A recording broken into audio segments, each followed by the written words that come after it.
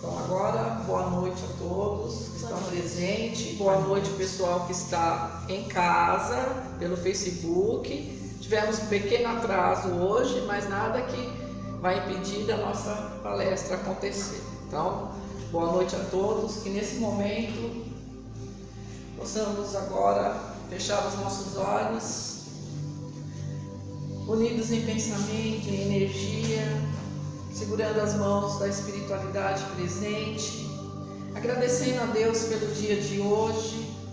Vamos dizendo assim: Pai nosso que estais nos céus, santificado seja o vosso nome, venha, santificado seja o vosso nome, venha a nós o vosso reino, seja feita a vossa vontade, assim na terra como nos céus. O pão nosso de cada dia nos dai hoje. Perdoai as nossas ofensas, assim como nós perdoamos a quem nos tem ofendido. Não nos deixes cair em tentações, mas livra-nos, Senhor, de todo mal, agora e sempre. Que assim seja, graças a Deus. E hoje nós teremos a palestra Amar os Inimigos, um Desafio. Tem lição aí para nós hoje, com a nossa querida Rosa Maria, que vem nos prestigiar mais uma vez com seus ensinamentos. Obrigada. Não sabia que estava transmitindo, chique. Boa noite a todos. Boa noite. Que Deus nos abençoe, Jesus nos envolva no estudo da noite, que nós possamos sair daqui melhor do que nós chegamos e conseguiremos. Quando Jesus propõe o amor estendido aos inimigos, é um desafio para todos nós. Porque não é fácil gostar de quem não gosta da gente, de quem nos persegue, calunia, atenta contra a nossa vida. Então vejamos nas palavras dele, por que tal solicitação? Então no Evangelho, no capítulo 12, nós encontramos: se amardes somente os que vos amam, que mérito tereis, uma vez que as pessoas de má vida também amam aqueles que as amam? E se o bem somente o fizerdes àqueles que vô-lo fazem, que mérito tereis nisso, visto que as pessoas de má vida fazem o mesmo? E se só emprestardes àqueles de quem esperais receber a mesma coisa, que mérito tereis nisso? Visto que as pessoas de má vida emprestam reciprocamente para receber as mesmas vantagens. Pelo que vos toca, amai aos vossos inimigos, fazei o bem a todos e emprestai, sem esperar retribuição. E então vossa recompensa será muito grande, e serem filhos do Altíssimo, pois que Ele é bom para os ingratos e até para os maus. Sede, pois, cheios de misericórdia, como cheio de misericórdia é o vosso Deus. Lucas 6, 32, 36. Os Espíritos, falando a respeito, colocam: se o amor do próximo é o primeiro da caridade, amar aos que não nos amam é a sua aplicação sublime, porque essa virtude representa uma das maiores vitórias conquistadas sobre o orgulho e o egoísmo. Bom, a proposta é amar ao inimigo como nós amamos ao nosso próximo, porque senão não seríamos em nada diferente dos maus, porque eles também se amam entre si. E se ajudam, e emprestam, e se apoiam. Nós temos que ser superiores a isto. E Jesus exemplifica.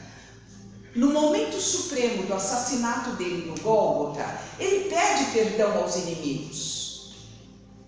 Ele pede: Pai, perdoai-os, eles não sabem o que fazem. E ele ainda justifica o comportamento das pessoas. É essa renúncia que ele pede para a gente.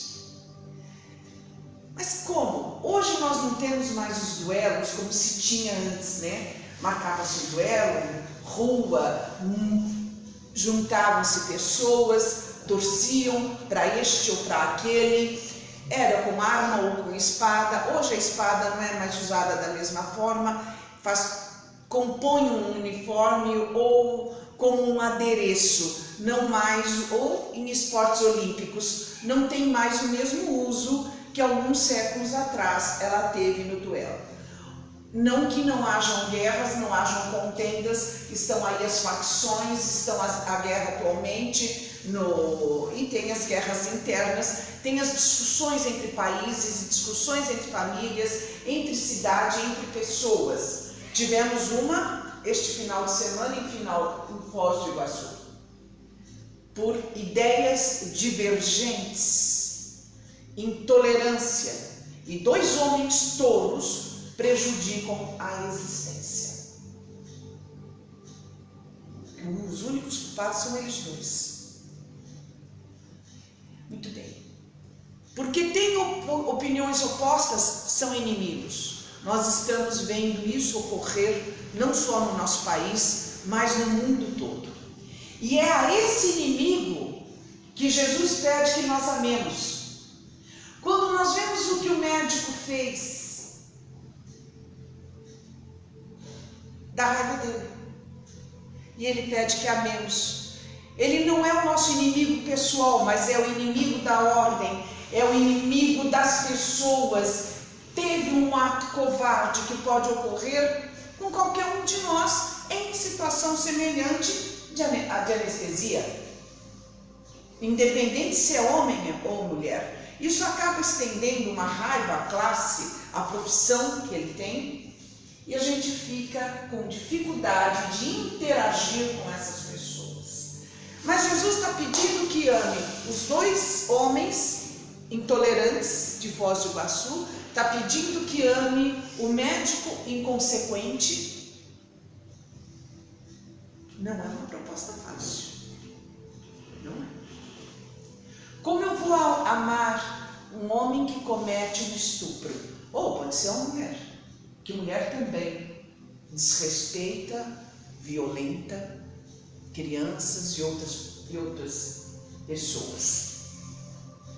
Como amar os abusadores? E ele está pedindo isso. Bom, ele não está pedindo que se chegue perto da pessoa, se abrace, beije, porque nós acabamos na Terra, assim, enquanto encarnados, quero dizer, entendendo o amor como as demonstrações cariciosas que se possa fazer.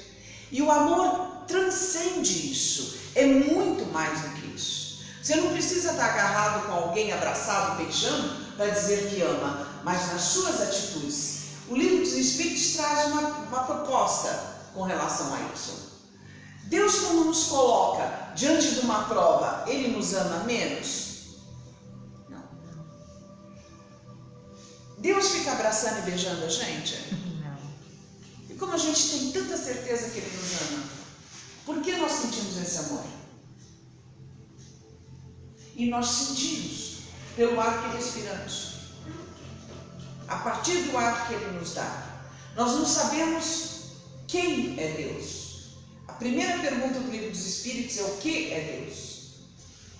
Nós não sabemos se tem forma, se não tem, como ocorre. Nós conhecemos as impressões digitais dele. Plantas, céu, ar, mar. Nós temos a nossa própria formação, a nossa criação. E nós recebemos dele a oportunidade de viver e o amparo que ele nos fornece através de uma rede de apoio de amigos, de espíritos e de tudo que envolve o crescimento de cada um de nós. O Criador nos fez há quantos anos, vocês têm ideia? 150 milhões de séculos. Foi que nos criou. A gente está conservadinho até, né? 150 milhões de séculos. A data prevista da criação de cada espírito é essa.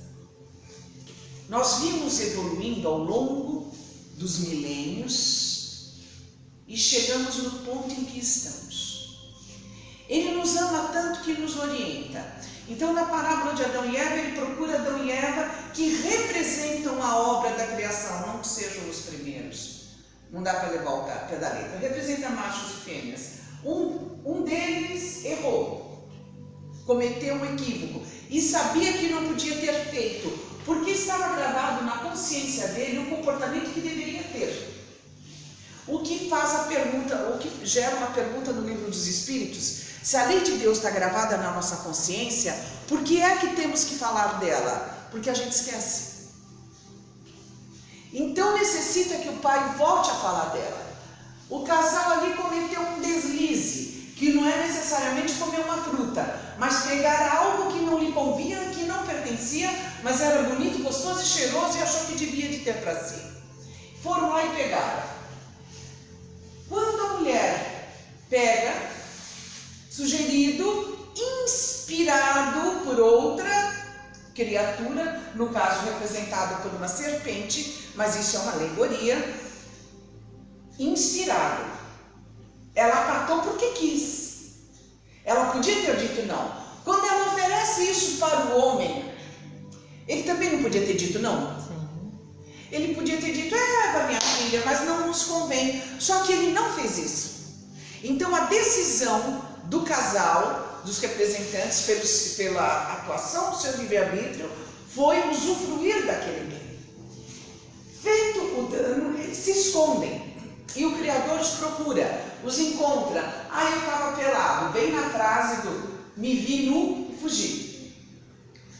O Criador os encontra e fala, mas estava te procurando, por que fugiste? Porque eu me vi nu. Você comeu do fruto que eu proibi? Eu comi sim, mas veja lá, senhor, foi ali a mulher que me deu. Né? A mulher, assim, fui eu que dei, mas assim, foi porque a serpente ali que me deu, né? Aí o Adão rebate, olha, ela me deu, e aliás a mulher também foi o senhor que me deu. Olha a alegoria. Quando a gente comete uma falha, normalmente a gente culpa o outro. A gente tenta transferir. E se o outro não está tão viável, a gente culpa Deus pela situação que nós estamos vivendo. Não é raro no meio espírita, ou no movimento espírita, nós vimos, olha, eu fui vítima de obsessores. Eu briguei, eu discuti porque eu estou obsedado. Eu preciso lá no caminho de Damasco me tratar, porque eu não estou bem. De certo, me fizeram uma demanda, uma macumba daquelas boas mesmo, e eu saí aí, mas não é que eu quis fazer isso, não. Né? Você transfere para a espiritualidade. Ora, no livro dos Espíritos deixam bem claro que nós, pelas nossas escolhas, índole, é que executamos os atos, nos auto-obsidiamos, promovendo os danos ou os ganhos que desejamos obter. Então, dos dois homens que se confrontaram e se prejudicaram em Foz do Iguaçu, foi decisão deles. Os dois se conheciam, sabiam o que havia, a opinião de cada um, todos sabiam que estavam armados, porque são policiais, são da área. Não, porque foi o outro lá, o presidente fala para ter arma. Mas o policial tem que ter arma. Então todos eles estavam armados porque eram da área. Então conhecia-se o ambiente e mesmo assim decidiram se confrontar com todo o risco que isso envolveria, por intolerância, por orgulho, por eu não deixo por menos, aqui mando eu, e 2 vidas destruídas. 2 jovens, são novos, um de 38, algo assim, o outro de 50. Terá valido a pena danificar uma encarnação a este ponto?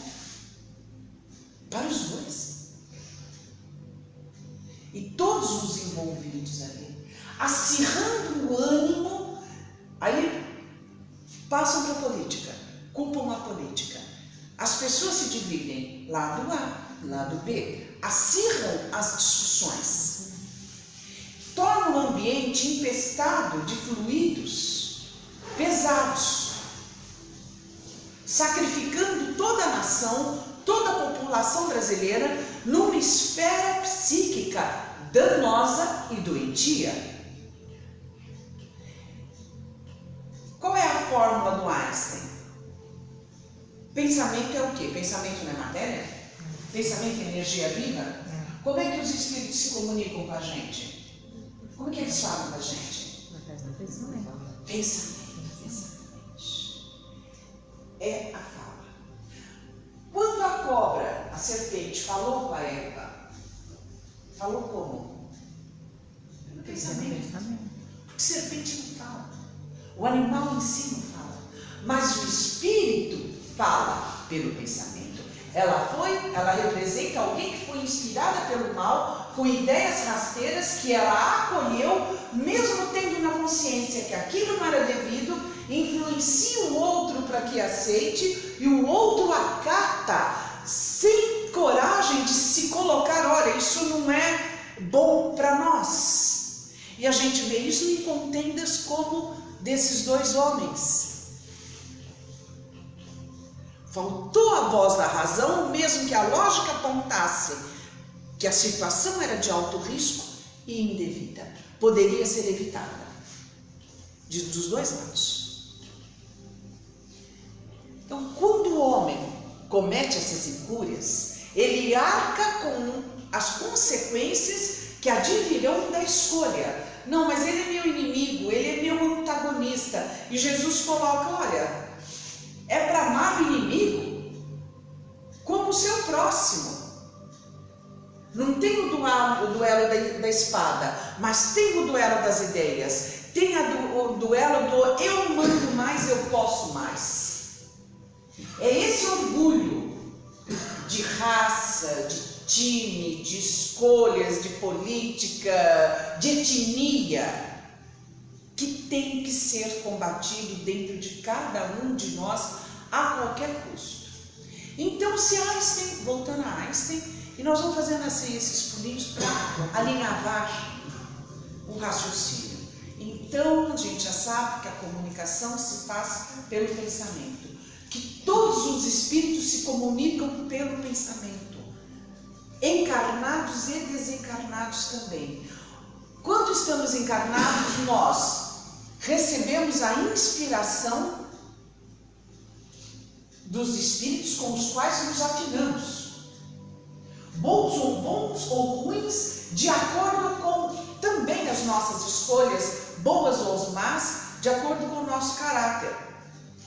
Escolha também do grupo daquele país, não é só o indivíduo, mas da sociedade de determinado país que se afina com aquele pensamento, atrairá para si espíritos desencarnados que comungam da mesma opinião e influenciam sim nas decisões que cada um deve tomar. A parábola de Adão e Eva, de 4.000 anos atrás, já traz o comportamento do ser humano diante das situações. Moisés foi muito feliz nessa parábola. Ele estuda o comportamento humano diante da cobiça, diante da vantagem. E aí Deus Pai diz, olha, sairá do paraíso, porque perdeu a paz. Esses dois homens perderam a paz deles, porque eles continuam vivos. Um no plano espiritual e o outro aqui, mas estão vivos. Perderam a paz relativa que possuem. Para consertar isso vai demorar bastante. É um ato do qual se arrependerão bastante, não só eles, como todos os outros, seja por qual motivo que seja. O outro, o médico, também vai se arrepender profundamente da decisão que tomou. Reservado seja a possibilidade de alguma doença mental, não sei, será investigado. A nós cabe não julgar e não falar mal, para não colocar mais lenha na fogueira, porque o nosso pensamento chegará sim até cada um deles, se transformará em matéria, porque já é matéria, vai sujar o ar em volta deles, eles vão inalar mais pessoas ficarão intoxicadas com todos os fluidos deletérios que estamos mandando, e alguém pode ter a feliz ideia: não, vamos matar esse cara aqui, ele não presta. Vamos fazer isso com a família dele, igual ele fez com os outros.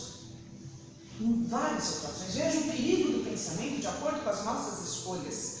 Quando nós dirigimos o nosso pensamento malsã ao nosso inimigo, nós estamos formando em nossa volta e em volta do objeto do nosso desafeto toda a carga deletéria de fluidos ruins que servirá para agredir aquele e também agredirá, influenciará os demais espíritos que estejam em volta. Porque parece que fofoqueiro, curioso, brigão, tudo desencarna, não desencarna?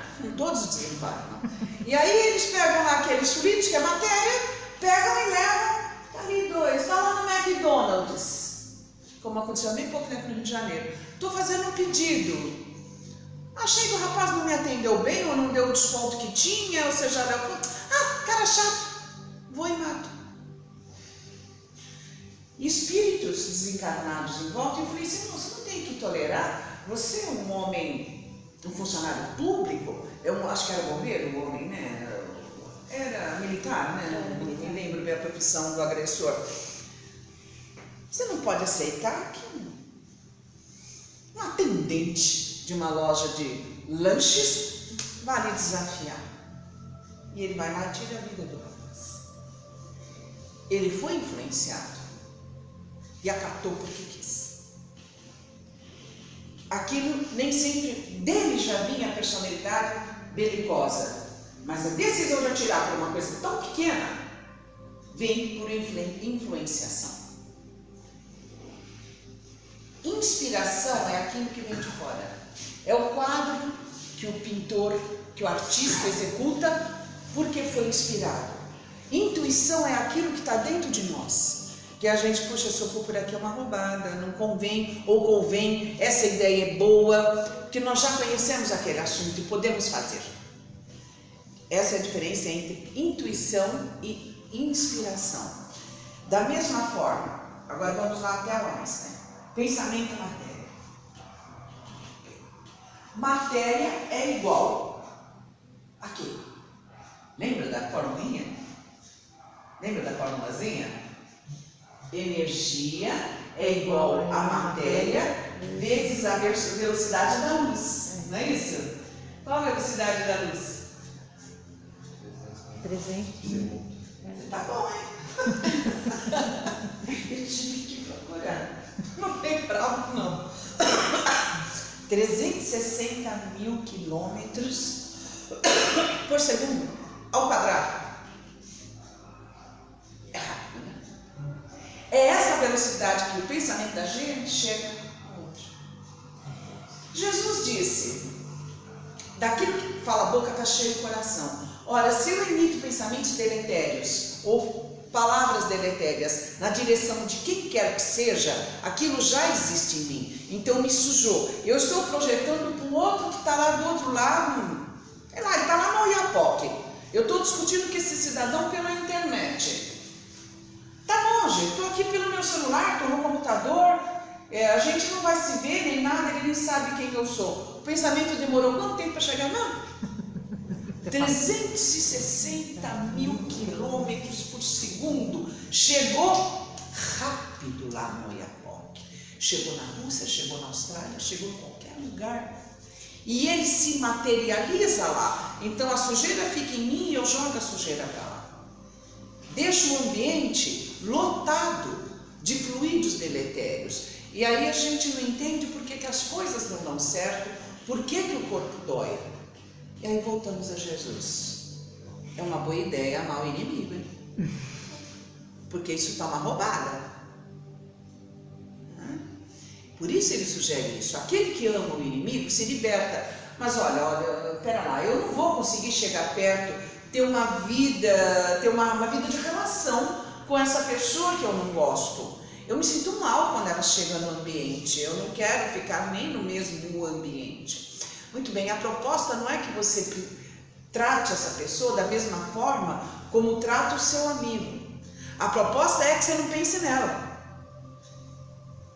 que não fale daquilo que aconteceu, que não fique criticando, para não materializar a situação ruim que fez nascer aquela inimizade. E olha que coisa curiosa, isso vale para as opiniões políticas. Ai Deus, estou ferrado.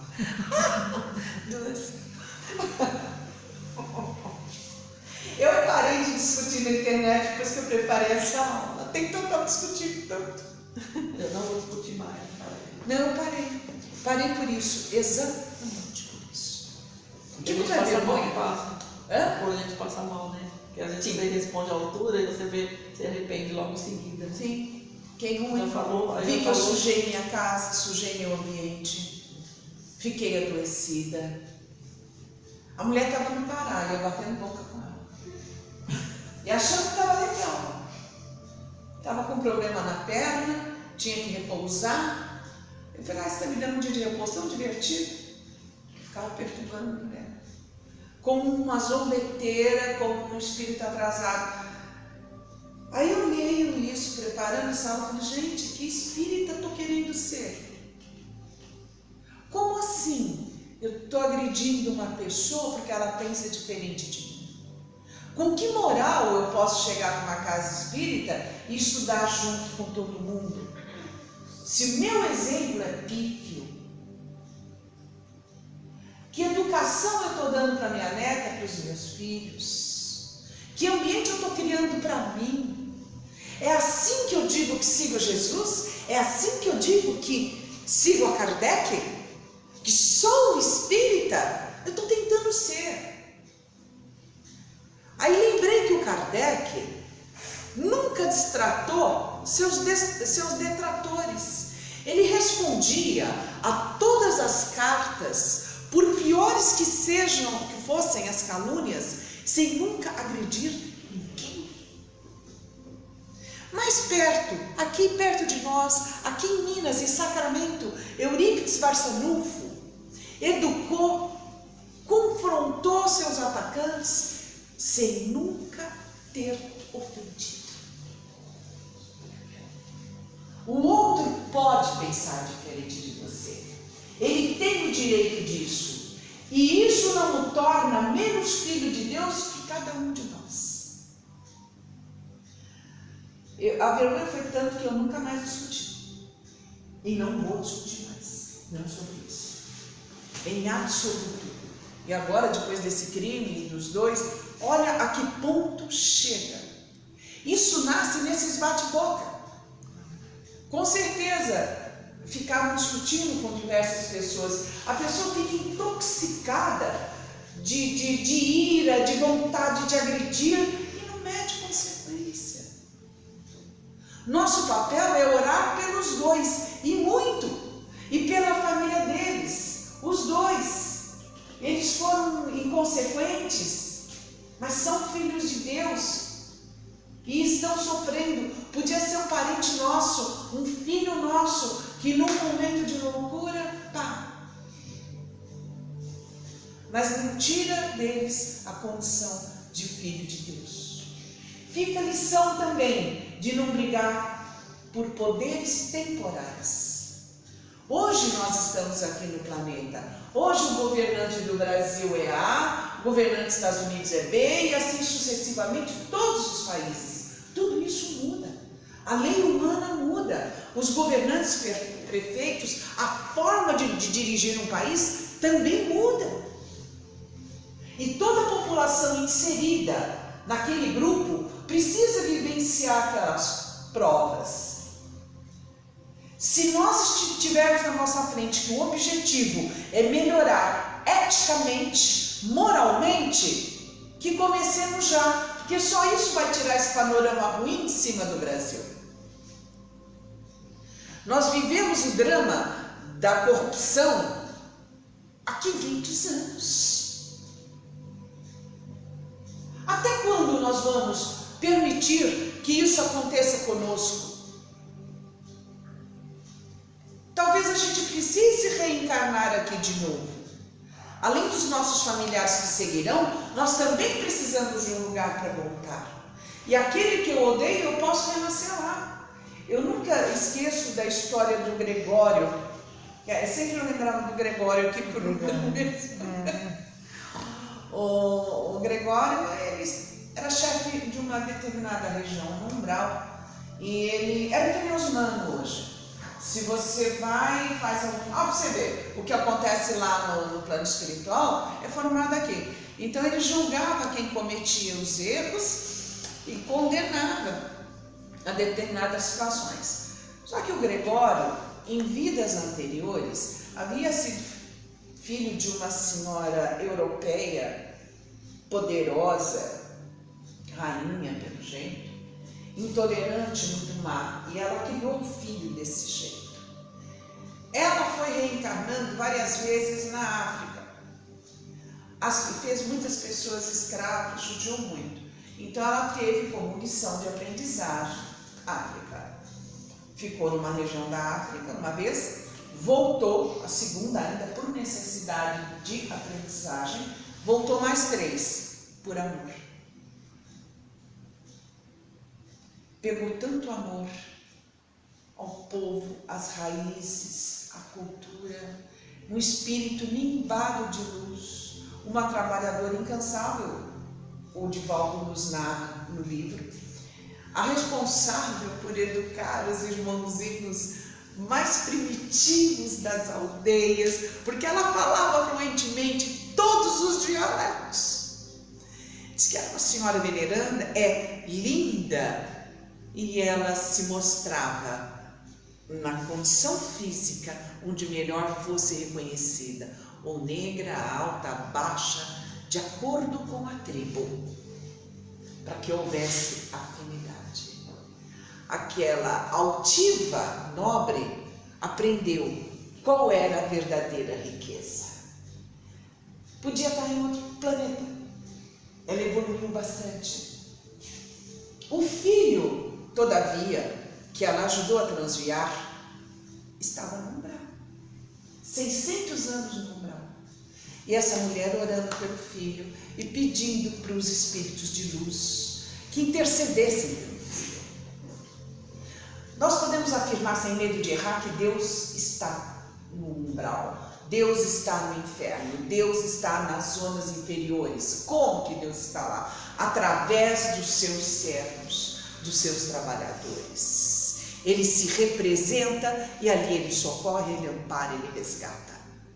Haja vista André Luiz, quando ele efetivamente solicitou socorro dos céus com toda sinceridade, o Clarencio estava na frente dele. Como é que o Clarencio foi parar na frente dele? Porque os servos do Pai que estavam naquela região de sofrimento viram, comunicaram o Clarencio e falaram: Clarencio, olha, ele está mostrando reação, vamos lá. E o Clarencio chegou lá.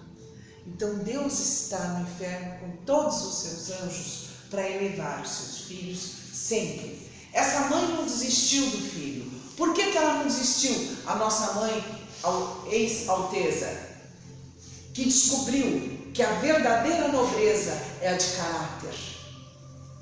Então Deus amou tanto essa mulher que a colocou na África, numa tribo, para ela aprender a amar o outro nas coisas mais simples da vida, sem o adorno das joias e do mundo. E ela aprendeu. E ela queria resgatar esse filho e não saiu do planeta, mesmo podendo sair do planeta. Esse filho, ela de tanto pensar no filho, olha o pensamento, 360 mil quilômetros ao quadrado por segundo. Essa mãe, dirigida ao filho, atingiu. E o filho, então, sente aquele banzo, aquela saudade. O filho era um espírito muito duro, mas ele amava aquela mãe que ele conhecia. E nesse banzo de saudade, a mãe aparece na frente dele, porque ele deu uma alteração na emissão dos fluidos, tornou propícia a aproximação da mãe, e a mãe chega da forma como ele a conheceu, e ele vê a mãe, ele cai em prantos, fala: mãe, eu já estou cansado dessa vida, sinto tanto sua falta, me ajuda, mãe. Vem, bora meu filho, bora lá. e esse filho está reencarnado nestes tempos atuais. Se ele conseguiu superar aquela coisa toda, esperamos que sim. Mas ele tem um espírito que o ama e que está apoiando. Poxa, mas a mãe já está em outra esfera. Como assim? Muito bem. No livro dos Espíritos, quando fala dos anjos guardiões, eles deixam bem claro: malgrado a distância que nos separa, estamos sempre conosco. Cada um de nós tem seu espírito guardião de mais luz, e os outros, que são a equipe espiritual que nos amparam e intercedem por nós. E eles são ligados a nós pelo pensamento, os mesmos 360 mil quilômetros ao quadrado por segundo. Os espíritos do bem nos protegem, porque nos amam e querem que a gente dê certo, que a gente saia dessa coisa de odiar, de perseguir, para que não vivamos a história dessa senhora antiga rainha que pôs um filho a perder porque não aceitava o outro, por se considerar superior. Sempre o orgulho, o egoísmo de casta, seja o que for. Quanto tempo mais nós vamos demorar na nossa evolução para compreender que é o amor que vai sanar tudo isso? Que o pior inimigo que nós podemos ter somos nós mesmos, com as nossas escolhas. E aí Deus fala para Adão e Eva: parirás teu filho com dor. Ele não está falando da hora do parto, exatamente. Ele está falando do trabalho de colocar um filho em pé. Às vezes demora 40, 50 anos para você colocar um filho em pé. A veneranda educadora demorou 600. Depende muito do espírito da pessoa, da vontade que ele tenha. E aí ela tem Adão, diz que o casal tem Adão, como é que é? Caim e Abel. Aí o Caim matou Abel porque o Abel, vamos atualizar, ele tinha um iPhone e o Caim tinha um Samsung. Não é justo, ele está mais amado do que eu. Aí ele vai lá e tira o celular do irmão e mata o irmão. Porque o Caim matou Abel por causa dos bens, do conforto, do patrimônio que ele tinha. Nós temos aqui alguma notícia de que alguém perdeu a vida porque o ladrão veio roubar o celular? E o que é o ladrão do outro? Se não o irmão, filho do mesmo Criador. 4.000 anos depois dessa parábola, a gente ainda continua matando o irmão porque a gente acha que ele é melhor protegido do que nós. É isso que Jesus quer que termine. Porque o outro é mais rico que você, ele não é seu inimigo. Ele está vivendo a prova que ele necessita com os recursos que ele tem, conseguindo administrar aquilo que ele pode com os seus recursos mentais.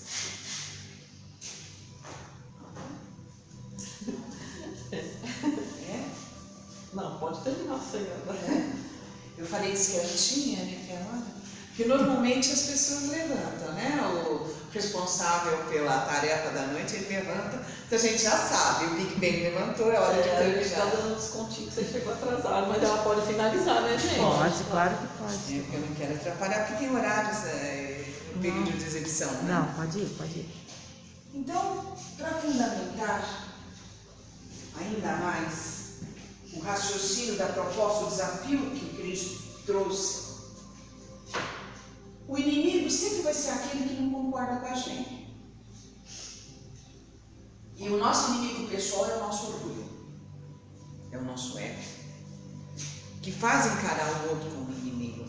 E às vezes a gente casa com o inimigo, né? Não é não? E tem filho com inimigo. Essas pessoas que se detestam, não raro, vêm como irmãos chifópagos, não? Até aprender a se amar. Vejamos, na pergunta 525, Os espíritos exercem uma influência sobre os acontecimentos da vida? Resposta: seguramente, visto que te aconselham. Eles exercem essa influência de outro modo, Kardec pergunta, que pelos pensamentos que sugerem, quer dizer, eles têm uma ação direta sobre o cumprimento das coisas?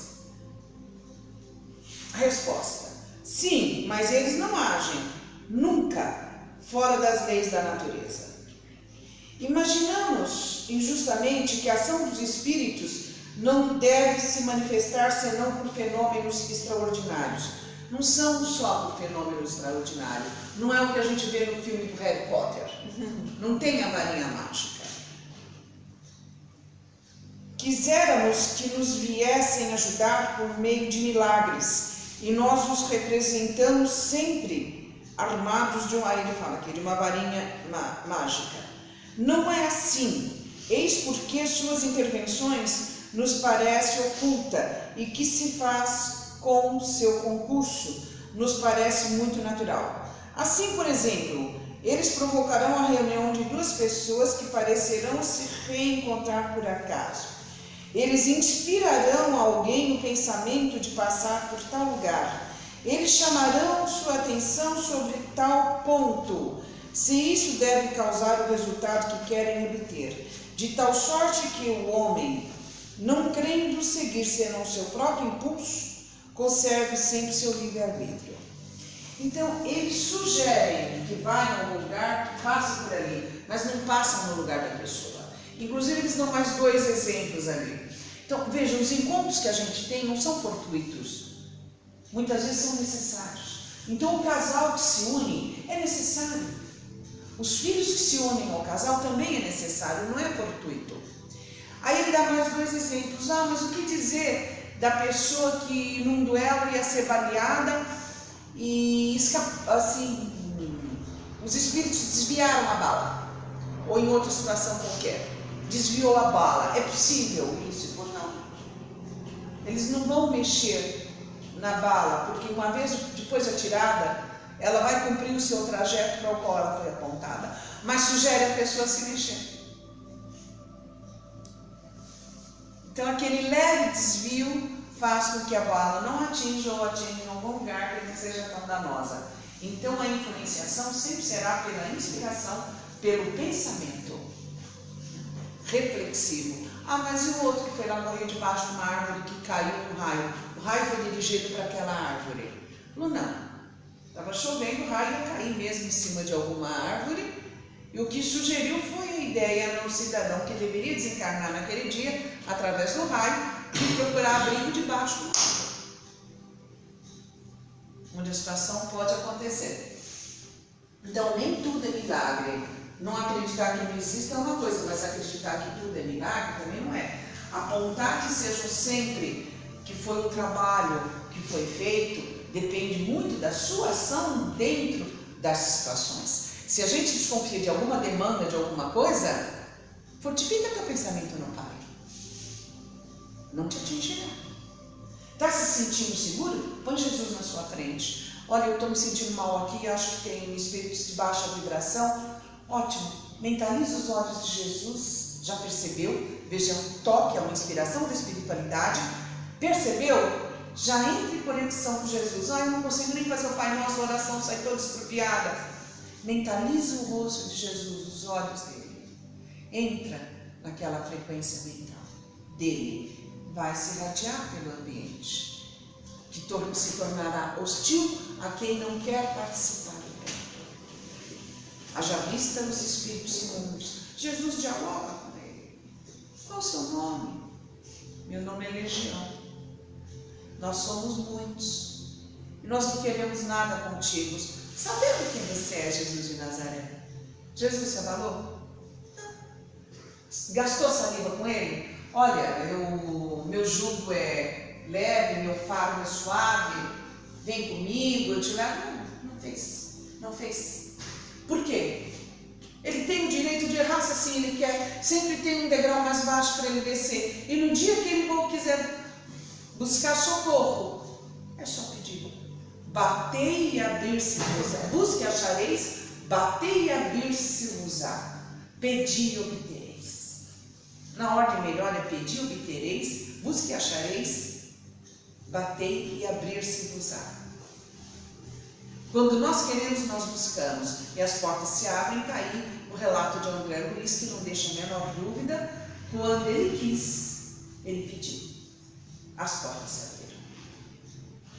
Sempre se abrirá. Emmanuel, fechamos com Emmanuel. Inimigos. Amai, pois, os vossos inimigos. A afirmativa do Mestre Divino merece meditação em toda parte. Naturalmente que a recomendação quanto ao amor aos inimigos pede análise especial. A multidão em geral não traduz o verbo amar senão pelas atividades cariciosas. Para que um homem demonstre capacidade afetiva entre os olhos vulgares, precisará movimentar imenso cabedal de palavras e atitudes externas. Quando sabemos que o amor pode resplandecer no coração das criaturas sem qualquer exteriorização superficial, porque o Pai nos confere experiência laboriosa e rude, ou noutros mundos, não lhe podemos atribuir qualquer negação do amor. No ponto a que se refere Jesus, é justo nos detenhamos em ponderações legítimas. Onde há luta, há antagonismo, revelando a existência de circunstâncias com as quais não seria lícito concordar em se tratando do bem comum. Quando o Senhor nos aconselhou a amar os inimigos, não exigiu aplausos ao que rouba ou destrói deliberadamente, nem mandou multiplicarmos as asas da perversidade ou da má-fé. Ou seja, amar os inimigos não significa que nós tenhamos que agir da mesma forma que eles. Recomendou realmente auxiliarmos os mais cruéis. No entanto, não com aprovação. Ele é tão lindo, não, ele é legal, ele já é legal. Não, a aprovação não pode ser em débito.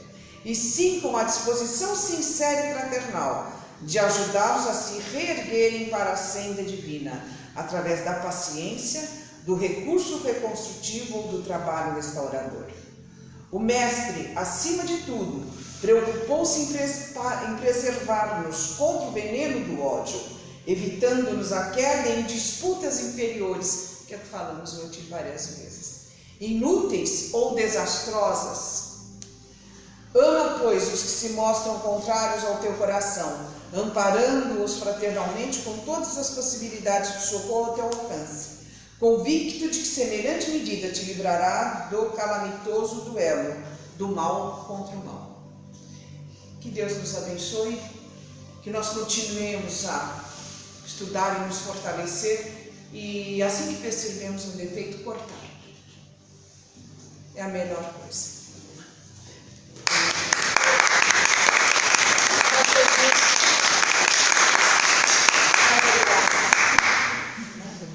Obrigada a vocês.